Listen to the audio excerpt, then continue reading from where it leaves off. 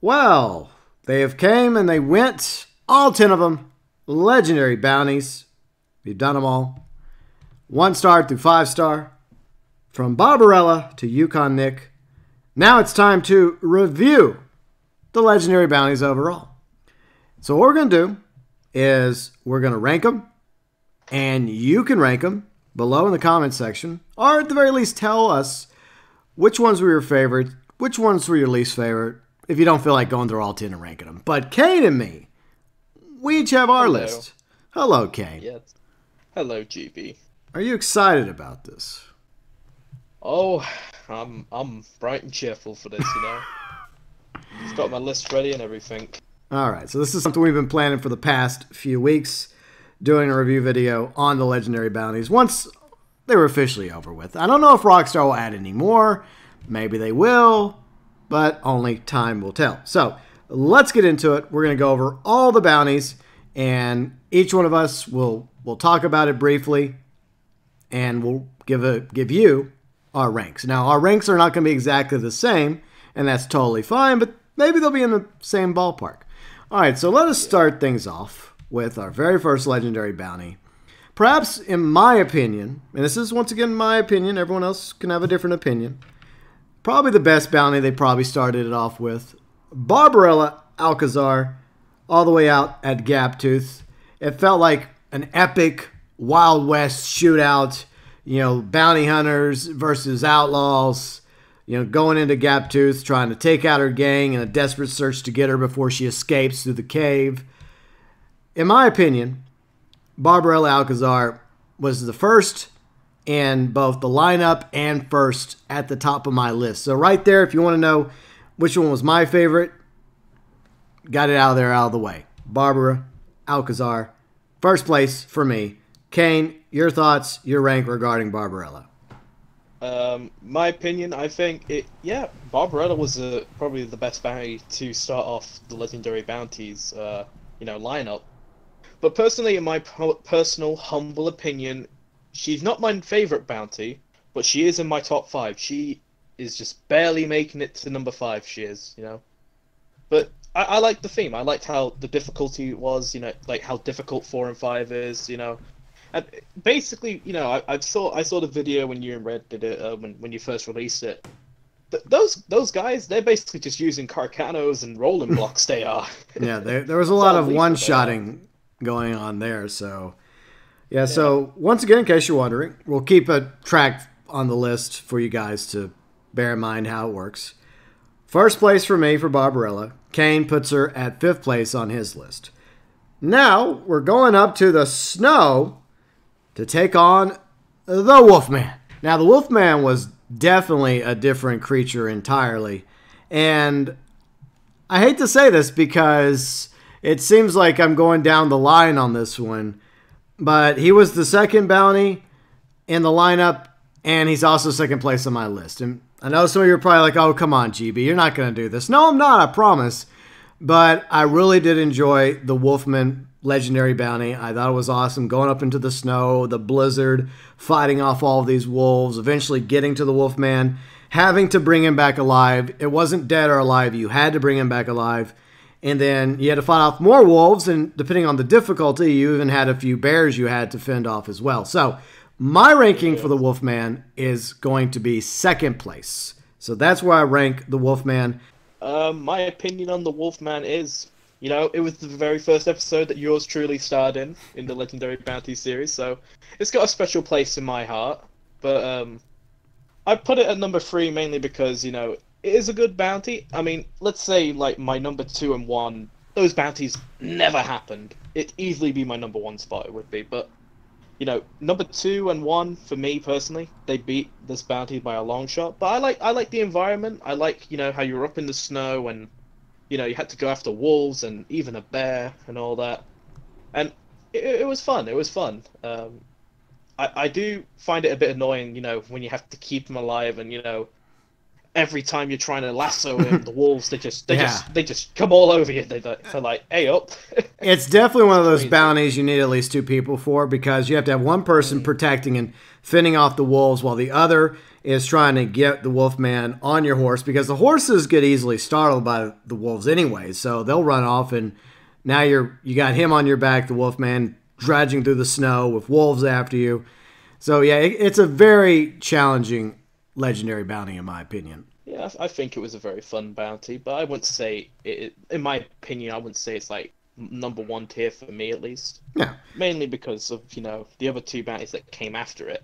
So to review once again, Wolfman, I put Wolfman second place. Kane puts Wolfman in third place. So either way, you could say that Wolfman on average is a top 3 legendary bounty, which moves us on to the third bounty in the lineup, the Owl Hoot family. Not really a family, it's more of a gang, bunch of crazy people out in the desert, and they have several different locations. Like one of them is Fort Mercer. Who doesn't use Fort Mercer these days? The Del Lobos, freaking Teddy Brown. It's like a rental, I guess, right? So I guess so. Yeah, for this week, the Owl Hoot family got to rent out the Fort Mercer and some other spots, in that particular area. In my honest opinion, I feel like the Owl Hoot family was a very forgettable family.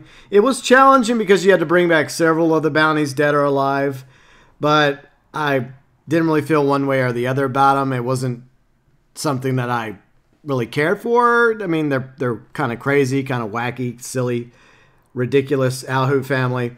So my ranking for this, in my opinion, forgettable family, and once again, this is my opinion, my rank, which may be different than anybody else's, I'm going to put the Owl Hoot family at a lower tier for me personally. 8th place is where I put the Owl Hoots. I think the Owl Hoot family, I mean, here's my stance on it, right? We come off the juggernauts that was the Wolfman and Barbarella, and then we get this bounty. Really and truly, like, it's just boring, in my opinion. That, and, you have to get so many targets, and that, what if someone doesn't have the bounty wagon and all that? And personally, in my opinion, if you're not doing, if you're doing legendary bounties without a bounty wagon, what are you doing, mate? But personally, I think the Owl Hoot family was one of the worst ones that they released. I wouldn't say it's the worst one in my personal opinion, but I put it at number 9. It's just barely making it away from being the worst bounty in my opinion. It's just barely making it away from getting that title, Yeah, so this is one family that ends up at the bottom tier of our list. 8th place for me, 9th place for Kane. And I'm interested to see what everyone else is going to think about their rankings when it comes to all the different legendary bounties. So that's something I'm looking forward to. Moving on to the next legendary bounty, week 4, Sergio Vincenza, or however you pronounce his name, as Kane liked to call him. Trotsky. Yeah, Discount Trotsky. And it was kind of an interesting one because it was like the first one where we actually got a cutscene of him, like up in the tower, rambling and talking about how, he used the sniper rifle to go after others. Now people are coming after him. And he identified as an anarchist at one time and then another time as a collectivist, which kind of contradicts each other.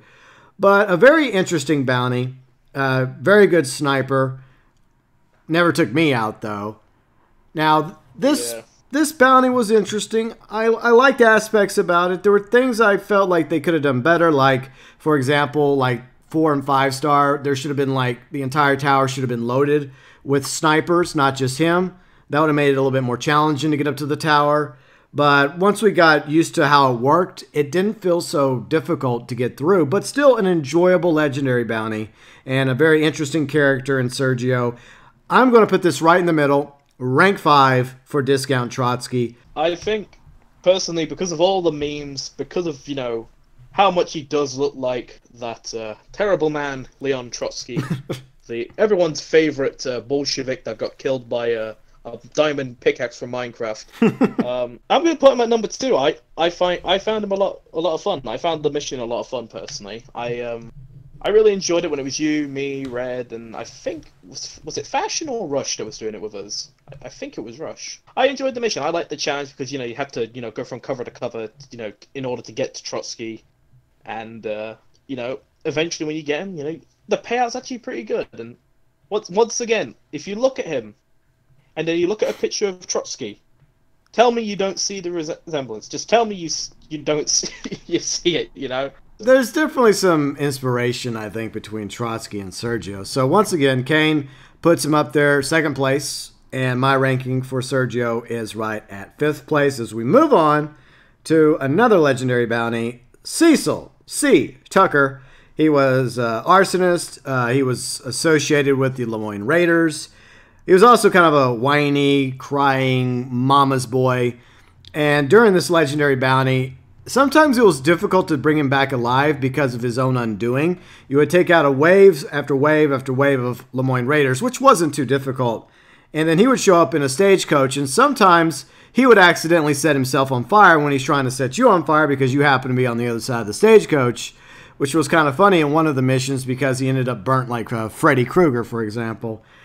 But overall, I wasn't too impressed with this bounty.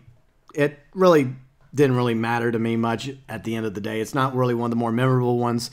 It wasn't too difficult, and Cecil didn't really care for him as a mama's boy. I would have preferred it if he would have become like more of a pyromaniac character, obsessed with fire, believing that he had to burn the world or something. So maybe it's just a character choice that I disagreed with. Plus, I never really cared for the Lemoyne Raiders anyways, bunch of douchebags. So overall, lower tier bounty for me. I'm going to rank Cecil C. Tucker at 9th place. Second worst legendary bounty in my opinion. Yeah, I can't remember the bounty that well.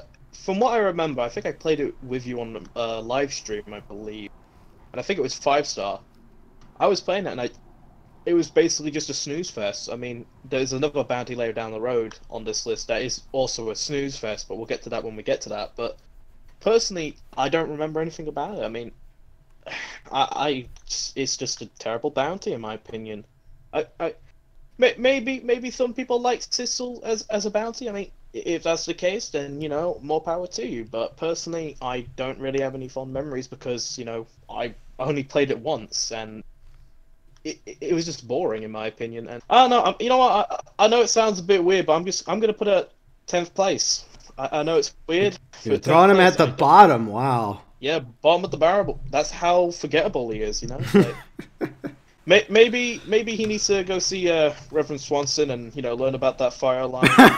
Yeah, exactly. Maybe take proper inspiration from that. Yeah, I don't know. Exactly. Yeah, I think he's the worst bounty in my personal opinion because I don't remember him.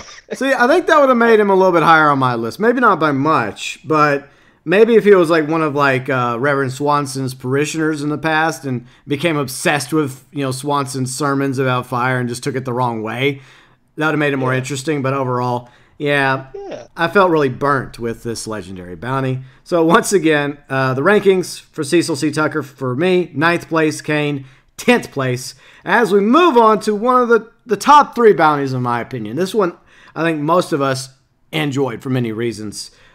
Philip Cavier, a.k.a. Crazy Phil. Loved Crazy Phil. That crazy guy, you show up and he has something cooking for you, some nice, delicious gumbo perhaps. No, he's going to trip you out with something. And all of a sudden, before you know it, you're seeing giant owls and foxes and tiny horses and parrots of all things as he's trying to sneak up on you and one-shot you. And once you get past that part, it gets even better because the night folk finally show up in Red Dead Online. Overall, a fantastic legendary bounty in my opinion. The character, the night folk, the trippy scenes with the giant animals. I'm putting Crazy Phil 3rd place, top 3 legendary bounty for me. Easy number 1. Number Easy one. Number 1 for me. Easy number 1. I love this bounty. I mean, I know everyone talks about this should have been the Halloween bounty, but we got at least we got something, But I think this is probably the best legendary bounty. I think I like how unique it is. I like how the Night Folk are finally in Red Dead Online, as they're one of the few factions that have been missing in action in Red Dead Online, because all we see is O'Driscolls, the Lobos, Lemoyne Raiders, but we never saw the Night Folks when we go into the Bayou, and in my opinion, it was about time we actually saw them, because personally, Halloween, October, great timing, because the Night Folk, they're people think that when you think of the Night Folk, you think of like cannibalistic maniacs that just kill you just to kill you. Oh, they're terrifying, especially if you happen to play Red Dead Redemption 2 story and you come across them and their acts and deeds and the bodies that they leave scattered throughout the swamp. And not only do we have to deal with this crazy Phil, and you see the story of Phil just going mad and wandering off into the swamp and the Night Folk, but you also have alligators coming after you as well. So overall, definitely this is easily a top 3 bounty. Third place for me once again. Kane putting it at the top of his list, first place. And I think most people probably agree with us that this is easily a top 3 bounty. Perhaps Kane's right. Perhaps he is one of the best bounties that we had throughout the series. He's easily my number 1. Number 1 for Kane, number 3 for me. And I'm interested to see what you guys think about Crazy Phil below in the comment section. We go from that point, a high of the legendary bounties, to a low.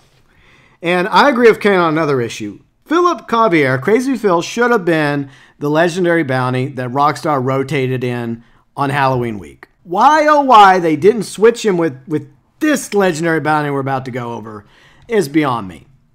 Corrupt former mayor Tobin Winfield, crappy bounty, crappy mayor, easy bounty. It was extremely easy to do this bounty. You show up at these landings, he's crying like, "Ugh!" Like all these guys are starting to mistreat me and stuff. And he eventually leads you to some deeds. He promises not to escape if you're humane to him, and he tries to escape anyways. And you're like, okay, fine, Tobin, I'll just hog tie your ass anyways and drag you off to freaking Armadillo. Hope you get some cholera, buddy. So I did not really find this to be a good bounty at all. It was an easy bounty.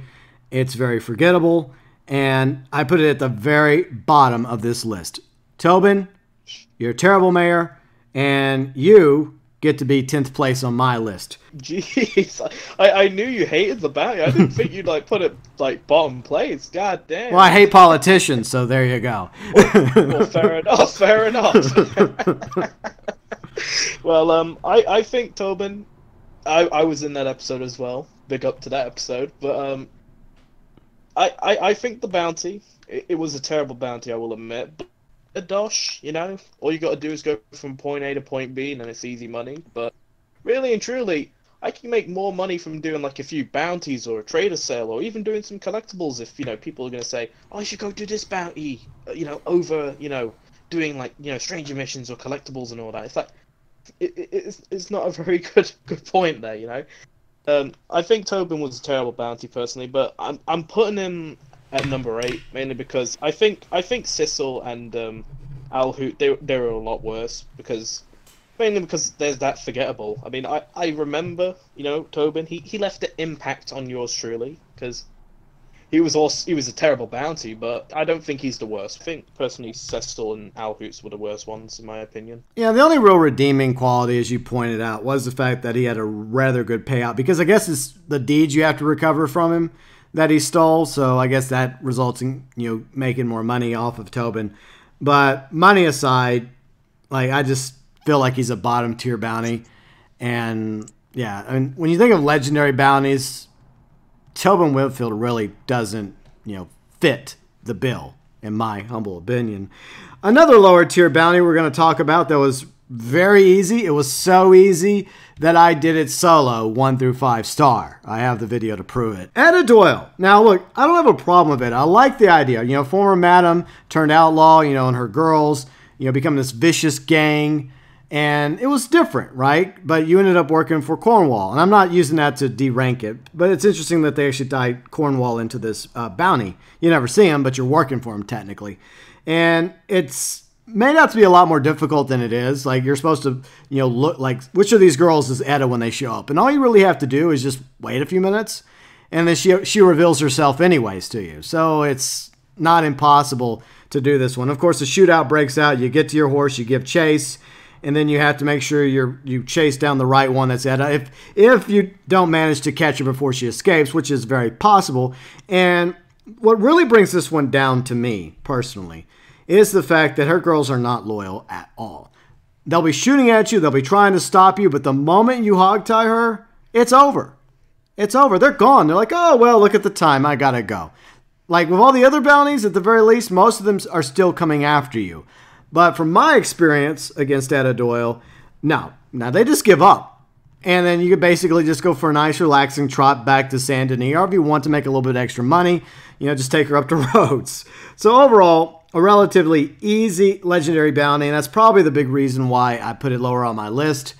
Putting Etta Doyle at 7th place. I think Etta Doyle, as you pointed out, I mean, her companions, her women that work with her, and basically her gang, they aren't very loyal. But I mean, one reason I can kind of see why they don't come after us is maybe because of a technical reason in game. Because, it's possible because you're in Saint Denis, and I doubt the enemy will come after you in a big city. I mean, it's the same. I think that could be the easy reason why they don't come after you after you've taken Etta Doyle into your custody and all that. But I mean, if that's the reason, a very bad reason, Well, I'll cite 2 examples. One example is I have a shootout. Yeah, in Saint Denis, Well, there's one time where I actually, and I didn't put this in the video, but I actually caught her inside the warehouse. I caught her in the warehouse, and they ran off.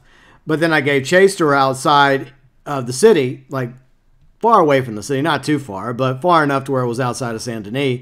And it was the same thing. I managed to hog tie her, like at the 4 and the 5 star, same result. The girls just scatter. They just leave. But it's possible, Kane, that it could have been a technical issue, that maybe the girls were meant to keep coming after you. But then again, who knows? So, sorry to interrupt you. Continue. Yeah, it's fine. I think the bounty was alright. I mean, I like the intro cutscene. It kind of gave me that Peaky Blinders vibe, it's like workmen and all that, getting ready to set up an ambush and all that, when it comes to, other gangs and all that, trying to rob someone, they think it's actually Cornwall. I mean, it is Cornwall and all that behind the whole operation of, getting Etta Doyle, but, it's nice. I liked, the intro cutscene. I liked, some parts of how it's like you could do it stealth, or you can go in, guns and blazing. I did mind stealth personally, but yeah, I'm gonna place Etta Doyle at number 7. I think I placed Tobin at 8, but yeah. The first time that we actually agree. 7th both 7s goes to Etta Doyle for both Kane and myself. As we move on to another top 5 bounty, in my opinion, Red Ben Clemson, and we kind of made fun of the fact that his name's Red and how I have an issue with sometimes mistaking names, like saying Red Dead Clemson instead of Red Ben Clemson is something I do. But Red Ben Clemson and his gang and this epic train battle in New Austin was absolutely fun. And I know we do have similar like train bounties that we can do, but this one is like on steroids. It was way more fun. The train's longer. He has way more men to go up against. And I think the 4 and 5 star, you have to catch him and 2 of his lieutenants.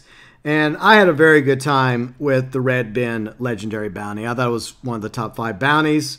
And that's why I put this awesome train shootout, Western-style battle in 4th place. I really enjoyed this Legendary Bounty. Yeah. I remember recording the video. We were dressing up as Union soldiers and all that. Yeah.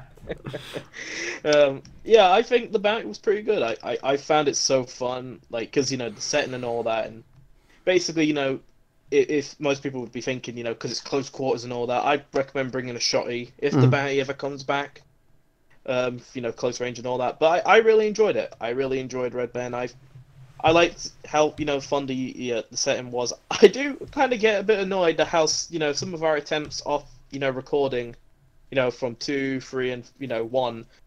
Every time we try and get him off the train, he'd somehow die miraculously. Yeah. Well, I mean, the easy solution is just like kill the conductor or just throw the conductor out of the engine, and then the train will stop. And that's usually the best thing to do when it comes to bringing him back alive. I put him at number 4. Oh, well, look at this. Another one we agree on. 4th place for both Kane and me. Both of us consider Red Ben to be a top 5 legendary bounty, which leads us to the 10th and final legendary bounty, Yukon Nick, Mr. Traitor, Mr. Grizzly Bear. Obviously, those bears don't like him too much because they side against him with us, which is kind of rare when it comes to grizzly bears. But hey, I'm fine with it, totally fine. I don't like being on the receiving end of those bears. But overall, I thought it was an okay legendary bounty. It wasn't very difficult to do, to be honest.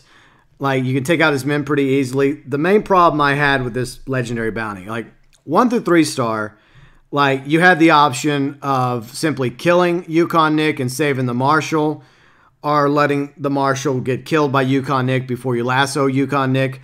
Now, several people in the comment section say, shoot him in the shoulder, shoot him in the shoulder. Well, I tried that a few times off stream, and it never worked for me, so I don't know what I was doing wrong, but it was still the same result. Like, I would put so many bullets into Yukon Nick that it would kill him and the Marshal, and I'd have to restart the 4 and 5 star challenge. Well, by then 5 star for me. So in the end, you have no choice but to just let him shoot the Marshal and then lasso Yukon Nick. The rest of his men show up, you deal with his men, and then you pick up Yukon Nick's big Russian self, put him on the back of your horse, and haul him off to Strawberry. It definitely just barely missed being a top 5 legendary bounty, but it's definitely nowhere near at the bottom in my humble opinion. But like I said, it had 1 or 2 issues that I kind of didn't really care for, especially that part with the Marshal. So I put Yukon Nick because he was quite an interesting character from Mother Russia. 6th place, middle tier legendary bounty. It looks like it's another one we both agree on. Number 6 for you, from yours truly as well. Yeah, I liked it. I like, I guess, sort of his backstory. You know, how he was a Russian that was born in Alaska before the Alaskan deal, you know, that America and the Russian Empire did and all that. I like it, you know.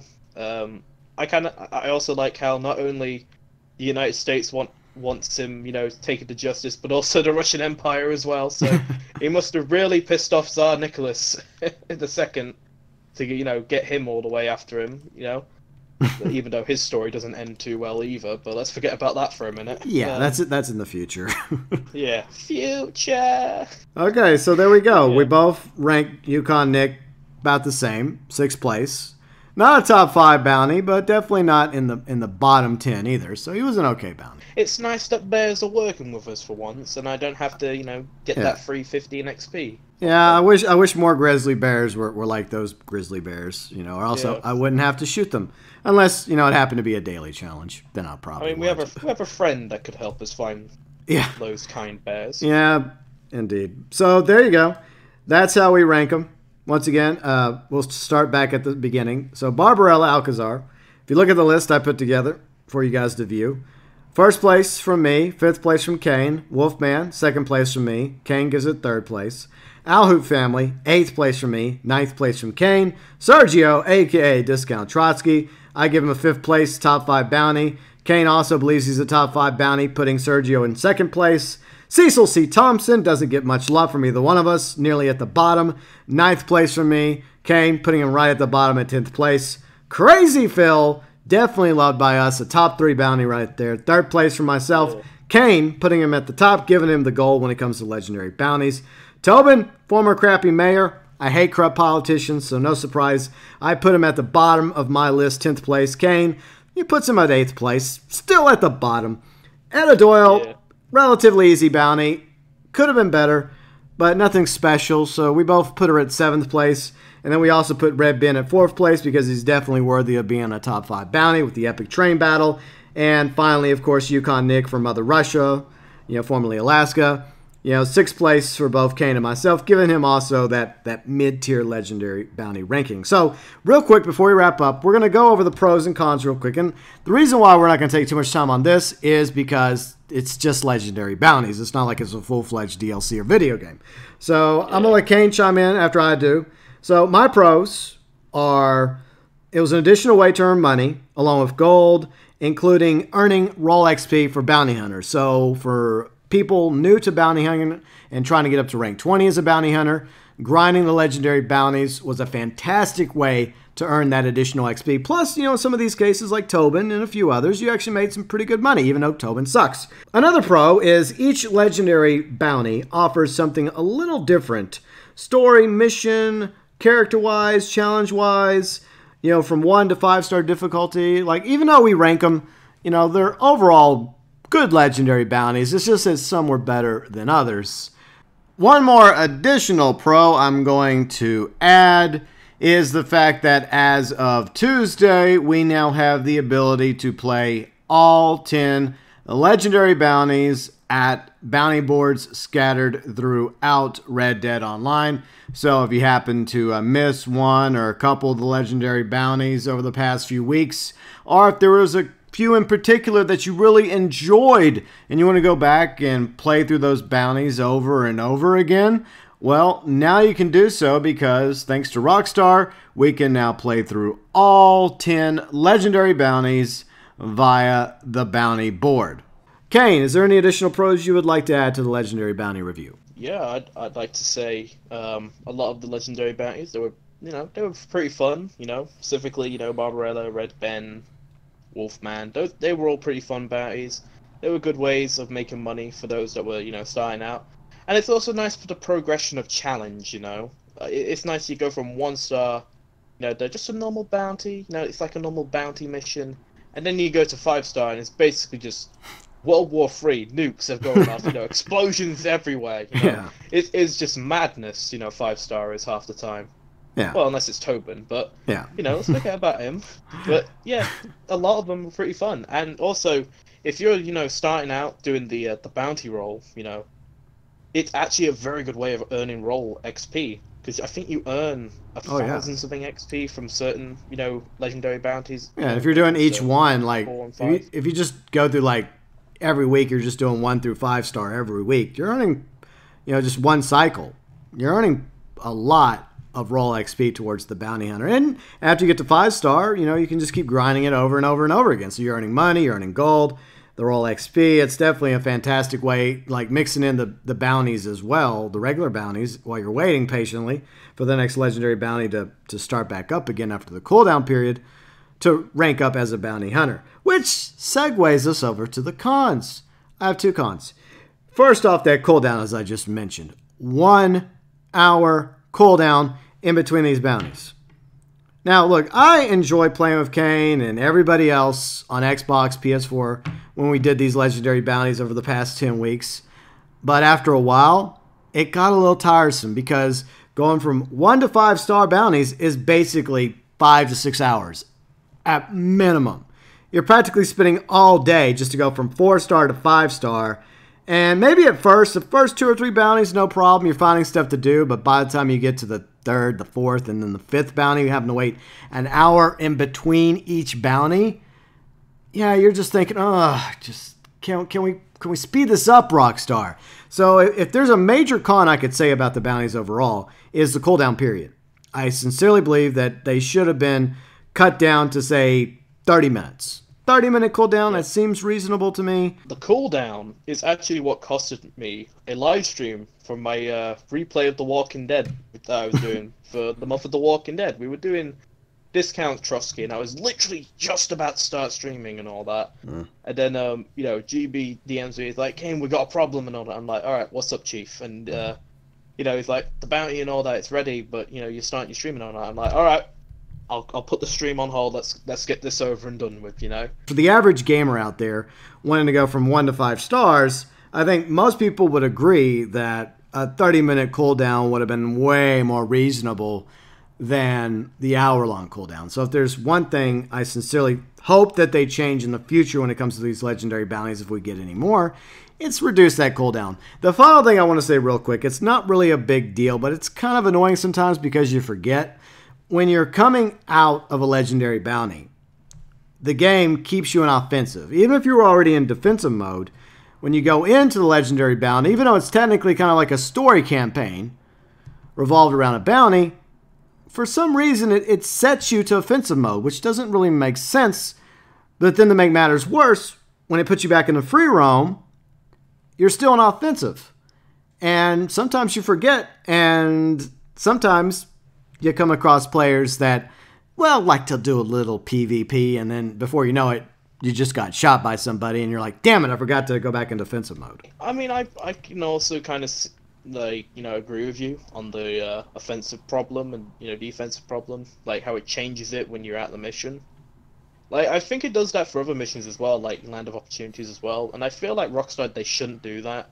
Because what if players don't want to be fucked with? I mean, I don't mind, if I have to get into the line of fire, I'll get into the line of fire, I mean, I remember, a funny story happened, when we were, just finished, filming 4-star Trotsky. Some dudes ran up on us when we were in Ansburg, and basically, me and Red, we we showed them the door. Yeah, I think Rockstar, they shouldn't, mess around with the offensive and defensive when you, join and leave the mission. Personally, I feel like, when you finish, the bounty, you should be as you were, as you were entering the bounty. Let's say I was defensive, before joining the bounty. After I leave the bounty, I should always stay defensive. I shouldn't have that, mucked around with, But, hopefully Rockstar fixes that with future legendary bounties they create. And as promised, I did give you guys the opportunity in the previous legendary bounty, Yukon Nick, my video regarding new Yukon Nick, to participate in the review video briefly. So real quick, let's go over that. The Irish Empire says that his favorite was Leon Trotsky clone. So that was his favorite legendary bounty. And his least favorite legendary bounty was the Arsonist, which was Cecil C Tucker. Yeah, definitely on the bottom of a lot of people's lists. And I think the other one that made a submission was Mike. So Mike says his top tier bounties were Barbarella Alcazar, Crazy Phil, Red Ben, and Sergio. Mid-tier bounties were Wolfman, Yukon Nick, Al Hoot Family, Cecil Tucker. And low tier for Mike was Etta Doyle and Tobin Winfield. That's pretty much everybody that wanted to chime in the video the other day. But you, all of you watching right now, have the opportunity to let Kane and myself know which ones were your favorites, which ones were your least favorites. And if you want to rank all 10, feel free to do so. Or if you just want to do like a top 3 or a bottom 3, that's fine as well. Kane, thank you so much for being part of this legendary bounty. Before we go, feel free and plug your channel. Yeah, well, thank you for having me on GB. I usually post GTA Online content, Red Dead Online content, and, a little goal I have before the end of 2019, because 2019 is rapidly closing its, doors. I want to try and hit 500 before the year is out, and if anyone, does want to feel free to check out my channel, I'd greatly appreciate it. And if you do want to subscribe to me, I do greatly appreciate that as well. It gets me close to the big 500, and, it's not about the number in the end, but, it's about all of you that, watching this video, putting up with me and GB, talking about what we're talking about, But yeah, once again, thanks for having me on GB, and anyone that is watching the video, feel free to check out my channel if you feel interested to. You can find Kane's channel linked below in the description section. And if you feel so inclined, hit the subscribe button and help Kane get to 500 subs by the end of the year. He's going to get to it eventually. I know YouTube's doing everything they can to make it more difficult for content creators these days, especially smaller ones. So, all the subs and views that any of us can get are greatly appreciated. And once again, thanks to Kane for joining us today. And of course, now is your opportunity, all of you out there, to give me your lists, or at the very least, let us know your favorites, your least favorites. Or if you want to do what Mike did, do like a top tier, mid tier, bottom tier. Feel free and let us know overall your thoughts, your views, and opinions regarding the legendary bounties below in the comments section.